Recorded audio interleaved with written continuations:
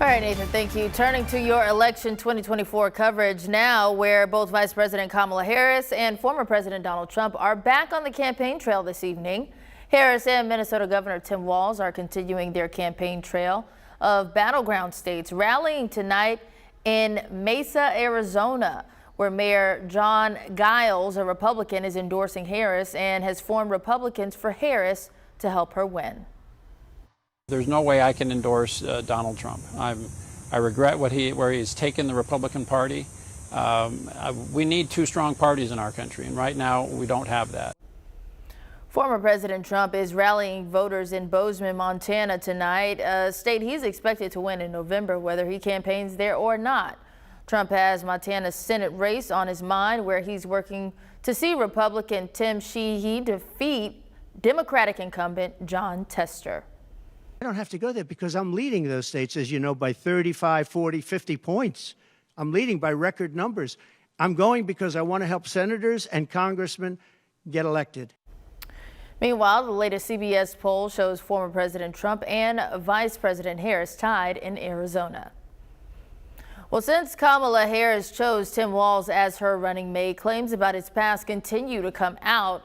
Arkansas Senator Tom Cotton also weighing in on a claim from J.D. Vance that Walz quit the Army to avoid being deployed. In the Post, Senator Cotton saying, quote, Tim Walz's unit got orders to Iraq. He could have gone with them, but didn't. He let his troops go to war without him instead, end quote. So we began to look through the Minnesota governor's past, and it turns out that this claim has been out there for a while. Lauren Lemancic looked through his records and talked to the National Guard to bring you the full story. What bothers me about Tim Walz is the stolen valor garbage. Republican candidate for Vice President J.D. Vance taking aim at Governor Walz's military record and this video.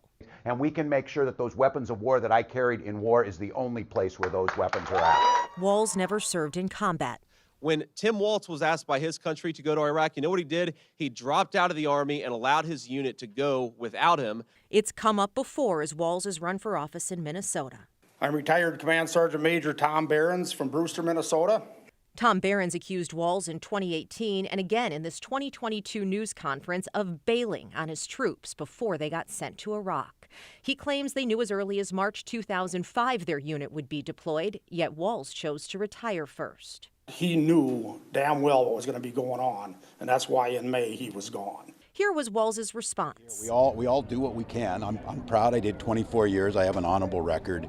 I served with literally thousands of people. He said he retired after 24 years in the Guard to run for Congress. And I simply moved on to try and serve something else.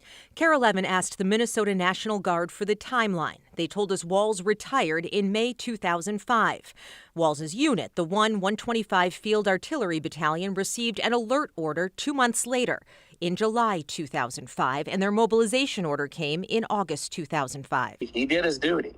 Others who served with Walz defend him. Joseph Eustace, a 32-year Guard member, told us he spoke with Walz before he retired and didn't feel he did anything wrong. I wouldn't vote for him. But this isn't about voting for him. It's about being honest about his service, and he did his service as well as anyone did. The Harris campaign was asked about that video of Walz. A spokesperson said, quote, in his 24 years of service, the governor carried, fired, and trained others to use weapons of war innumerable times, adding, quote, Governor Walz would never insult or undermine any American service to this country. In fact, he thanks Senator Vance for putting his life on the line for our country. It's the American way.